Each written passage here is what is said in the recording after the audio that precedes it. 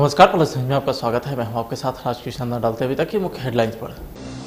बिहार के सीएम नीतीश कुमार को ऑफर देने के बाद राजद का दावा, हमारे संपर्क में है जदयू के 17 विधायक।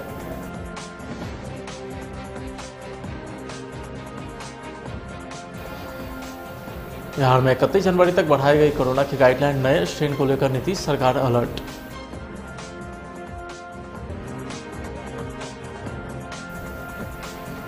पटना में बेफिक्र होकर मनाए नए साल का जश्न, आपकी सुरक्षा में तैनात रहेंगे 1000 पुलिस वाले। और जूनियर डॉक्टर की हड़ताल से पटना के पीएमसीएच में अब तक 11 मरीजों की हो चुकी है मौत।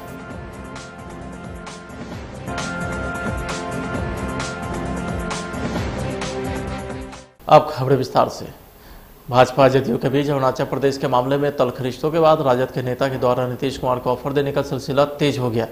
इसी कड़ी में राजद के एक बड़े नेता ने दावा किया कि जदयू के 17 विधायक राजद के संपर्क में हैं। नीतीश कुमार की सरकार में मंत्री रहे, चुनाव से पहले राजद में शामिल होने वाले वरिष्ठ नेता श्याम रजक का बड़ा बयान आया है। श्याम रजक ने दावा किया है कि जदयू के 17 विधायक राजद के संपर्क में हैं, लेकिन दल बदल कानून को देखते हुए और विधायक की संख्या को बढ़ाई जा रही है, बहुत जल्द ही वो संख्या पूरी हो जाएगी। तो दूसरी तरफ राजद के नेता ने भी नीतीश कुमार को साथ आने का ऑफर देकर बिहार की राजनीति को गरमा दिया है।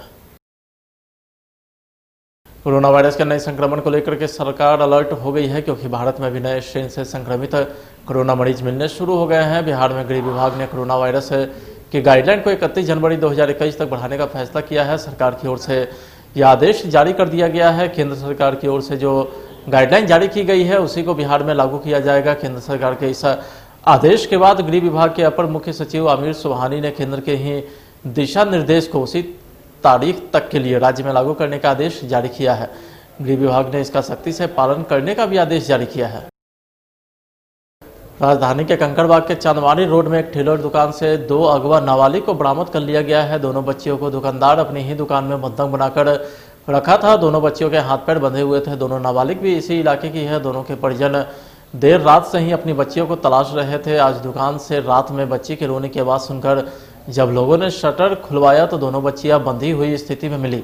उनमें से एक बच्ची की हालत गंभीर बताई जा रही है। पानी मार रहा था, खाली पानी से पूरा भीगा दिया। तुमको कुछ कर रहा था ना, अभी ना, उल्टी फिर कर दो। इसका तबीयत क्या खराब हो गया? वो ठंडा लग रहा है। इसको मैंने कल से पानी में भिगा के रखा था। क्यों भिगा के रखा बेटा?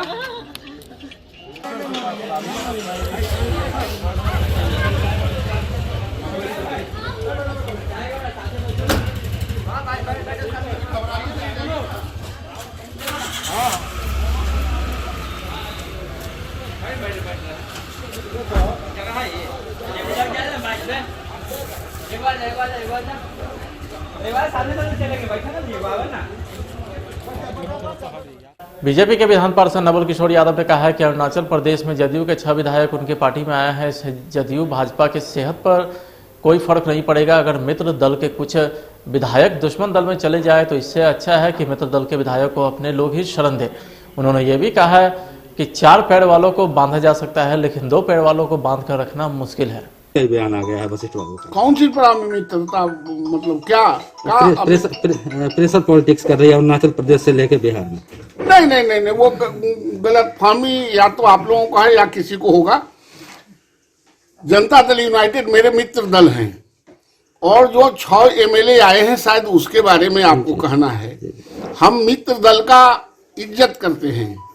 वो 6 में 4 पहले मेरे रिवेलियन थे। इत्तेफाक है कि 2 उसमें सट के 6 हो गए हैं। वो कहीं और जा रहे थे, जनता दल यूनाइटेड से उनकी नाराजगी थी। वो कहीं और जा रहे थे, दुश्मन दलों में जा रहे थे, वो कांग्रेस में जाना चाहते थे। तो मित्र दलों का यह दायित्व बन जाता है कि जो हमारे घर के लोग हैं उनको हम अपने यहाँ स्टे कर लें। तो मित्र दल समझ के जो 4 हमारे यहाँ गए थे तो मैं समझता था कि अपने घर में गया है। अब 6 आ गया है तो उनको भी समझना चाहिए कि हमारे घर में आ गए। इसमें कोई संदेह नहीं रखना चाहिए। और वैसे भी अगर आप मेरे मित्र हैं और आपके बच्चे भड़क जाए, कहें हम आपके घर नहीं जाएंगे, तो मेरा दायित्व बन जाता है कि 2-4 दिन के लिए हम उसको अपने घर ले आए। आप फिर बात कर सकते हैं, उनको अपने विधायक से बात करनी चाहिए। मित्र दल है, मित्र दल का हम इज्जत करते हैं और मित्र दल के इज्जत के क्रम में ही वो 6 विधायकों को हमारे यहाँ जो भागे जा रहे थे, इधर उधर भटक रहे थे, उनको हम अपने यहाँ स्टे तो घर वापसी का जो अभियान है अपने दलों पर ही चला रहे हैं, मित्रों पर। नहीं, वापसी का नहीं, जो आ गए हैं 4 पैर वाले को बांधा जा सकता है, 2 पैर को नहीं बांधा जा सकता है। वो जब और उनके 6 एमएलए से हमारे सरकार के सेहत पर कोई असर पड़ने वाला नहीं है। आप तमाम लोग बुद्धिजीवी हैं, जानते हैं। लेकिन वो दुश्मन के यहाँ चले जाएंगे, दुश्मन मजबूत होगा, उससे बेहतर कि मित्र दल में रह जाएं, इसलिए उन लोगों को हम लोगों ने स्टे किया है। बिहार में श्याम रजक के बयान को लेकर के राजनीति काफी गर्म है, तो वहीं श्याम रजक के बयान पर हम प्रवक्ता डॉक्टर दानिश रिजवान ने भी पलटवार किया है।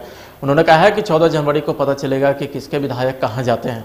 14 जनवरी के बाद श्याम रजक जी राजद में रहेंगे भी या नहीं रहेंगे, यह एक बहुत बड़ा सवाल है। तो वहीं एनडीए में किसी तरह का कोई विवाद नहीं है। हम पार्टी नीतीश कुमार के साथ मजबूती से खड़ी है।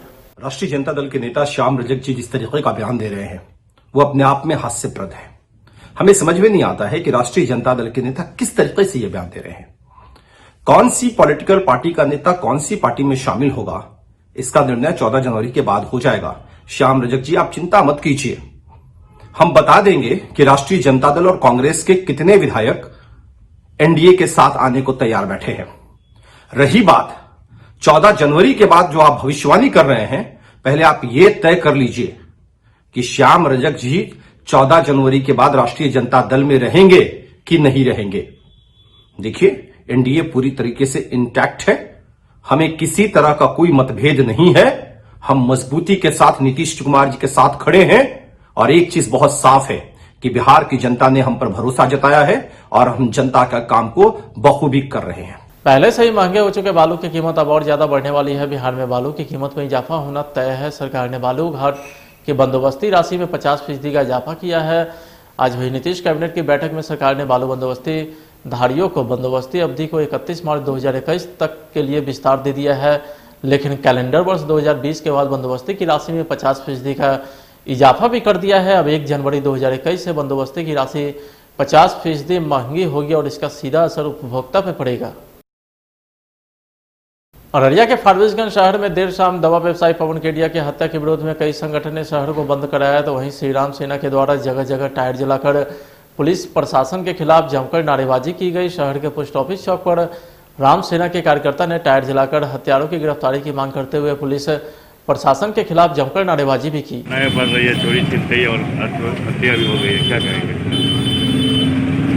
जी, घटना घट रही है और हम लोग अभी नजर है। अभी भी मैं रात में कल बात किया हूँ डीजीपी से और प्रशासन को लगातार हम लोग टाइप कर रहे हैं, भाई आप लोग इसको सुधार करिए। और इस घटना से बहुत मर्माहत हूँ और क्रिमिनल कैसे पकड़ा जाए इसके लिए हम प्रशासन से और सरकार स्तर पर भी मैं बात कर रहा हूँ। और इस तरह का क्राइम बहुत दिनों के बाद यहाँ पे हुआ है, लेकिन अपराधी नहीं बचेगा, इतना मुझे उम्मीद है। अपराधी को सामने आना ही पड़ेगा और प्रशासन से भी मैं कहता हूँ कि आप इसको जितना जल्दी हो अपराधी को सामने करिए। सासाराम में इन दिनों अपराध का ग्राफ लगातार बढ़ता जा रहा है। अब सड़क पर चलते लोगों से भी छिनतई और लूट की वारदात सरेआम हो गई है। सासाराम से डिहरी जा रही ऑटो सवार महिलाओं से बाइक सवार 3 अपराधियों ने पिस्तौल दिखाकर गले का मंगलसूत्र और अन्य गहने लूट लिए। डिहरी के ओपी बिघा में दिन दहाड़े इस वारदात को अंजाम देकर अपराधी आराम से फरार हो गए।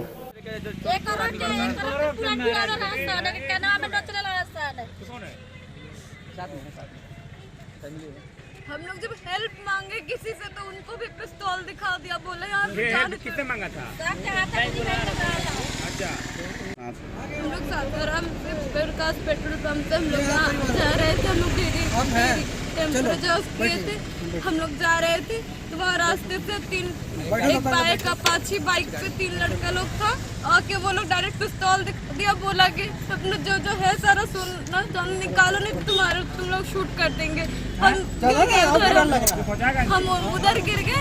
फिर हम एक बाइक से भैया लोग जा रहे थे, हम उनसे हेल्प मांगे तो वो लड़का उनको भी पिस्तौल दिखा दिया कि यहाँ से जाइए नहीं तो आपको शूट कर देंगे। कितने की लूट हुई है आप लोगों से? क्या क्या लूट हुआ है? एक मम्मी का मंगलसूत्र गया है और मम्मी का सोना का झुमका लेके गया है और दीदी का भी ले रहा था। दीदी बोले नहीं देंगे, तो बोले नहीं दोगी तो तुम्हारी बेटी को लेके चले जाएंगे। तो उनका सिटी गोल्ड का था, उतना कुछ लॉस नहीं, मंगलसूत्र और सोना का झुमका किया है। कितने की संख्या में थे उन लोग? वो लोग तीन थे वो लोग, एक बाइक पे 3 लोग बैठे थे, वो लोग ऐसे पट्टी बांधे हुए थे। क्या नाम हुआ आपका? ब्लैक कलर का जैकेट। नाम क्या हुआ आपका? नए साल के स्वागत के लिए अगर आप उत्साह में हैं तो थोड़ा सतर्क रहिए, क्योंकि कोरोना काल में पटना पुलिस आपके जश्न में खलल तो नहीं डालेगी, लेकिन अगर आप जोश में होश होते हैं तब फिर से कानून अपना काम करेगी। नए साल के स्वागत के लिए राजधानी पटना के लोगों ने अभी से ही तैयारियां शुरू कर दी है। तैयारी के जश्न में डूबे लोगों पर कोरोना का शायद ही कोई असर देखने को मिल रहा है, लिहाजा पटना पुलिस ने भी अपनी तरफ से तैयारी कर ली है। सुरक्षा के साथ साथ शराब पर भी पुलिस की नज़र बनी है।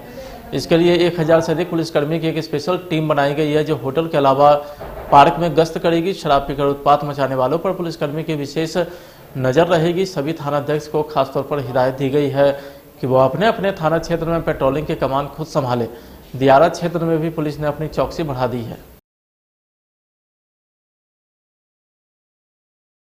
बिहार में जूनियर डॉक्टर की हड़ताल से स्वास्थ्य व्यवस्था पूरी तरीके से चरमरा गई है। राज्य के मेडिकल कॉलेजों में पलायन जारी है, तो वहीं सबसे ज़्यादा पीएमसीएच में हड़ताल का असर देखने को मिल रहा है। पीएमसीएच में हड़ताल के दौरान लगभग 11 मरीजों की अब तक मौत भी हो चुकी है, जबकि 400 से ज़्यादा मरीज पलायन कर चुके हैं। अस्पताल की इमरजेंसी में भी भगवान भरोसे ही मरीजों का इलाज चल रहा है। राज्य के 1300 जूनियर डॉक्टर हड़ताल पर हैं, तो वहीं पीएमसीएच और एनएमसीएच में 600 से ज़्यादा डॉक्टर हड़ताल पर है। स्टाइपेंड में बढ़ोतरी की मांग को लेकर बिहार में 8वें दिन भी जूनियर डॉक्टर की हड़ताल जारी है। मुजफ्फरपुर जिले के सकरा थाना क्षेत्र के सीहो दरदा रोड के मानपुलवा में अपराधियों के द्वारा एक बार फिर से हथियार के बल पर हजारों की लूटपाट की घटना को अंजाम दिया गया।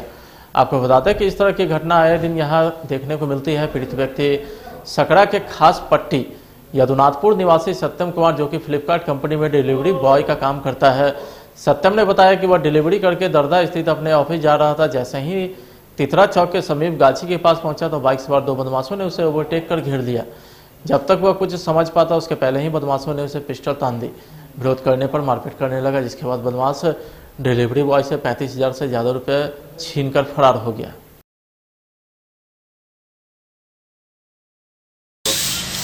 कल शाम को उधर से हम डिलीवरी करके आ रहे थे सीओ की तरफ से। दरदा में पार्सल और जो डिलीवरी किए थे उसका कैश था वो जमा करने आ रहे थे। दरदा गांधी के नज़दीक 2 बाइक सवार आदमी एक पल्सर पे आया। 2 आदमी था, उससे ओवरटेक करके हमको रोका और जब हम नहीं रुके तो गन दिखा के ज़बरदस्ती रोका और गन के बदौलत सारा पैसा छीन लिया। कितना पैसा लगभग छीना था? 35,000 रुपये था। कितने अपराधी थे? 2 अपराधी थे। कौन सा बाइक था? पल्सर बाइक था। तो इसका सूचना जो है आप स्थानीय थाना को दिए हैं क्या? हाँ दिए। क्या बोले हैं थाना प्रभारी? और थाना प्रभारी बोले एप्लीकेशन लिख के दे दीजिए, आगे की जो कार्रवाई होगी हम करेंगे। आपका नाम क्या हुआ? कौन सा थाना क्षेत्र है? सकरा थाना क्षेत्र में। घर कहाँ हुआ आपका? घर में हो गया खास पट्टी जगन्नाथ। भागलपुर जिले के नवगछिया भवानीपुर थाना क्षेत्र में 3 बदमाशों ने बालक के अपहरण की घटना को अंजाम दिया है, परंतु पुलिस ने अपहृत बालक को बरामद करते हुए तीनों को गिरफ्तार कर लिया है। नवगछिया एसडीपीओ दिलीप कुमार ने बताया कि बदमाशों ने पूछताछ में अपने जुर्म को कबूल करते हुए कहा है कि सूरज का पिता भोज में रसोईया का काम करता है, जिससे उससे बहुत कमाई होती है, इसलिए उससे रुपया लेने के लिए उसके बेटे सूरज का अपहरण किया था। फिलहाल आज की खबरों में इतना ही। आप देखते रहिए प्लस न्यूज। नमस्कार।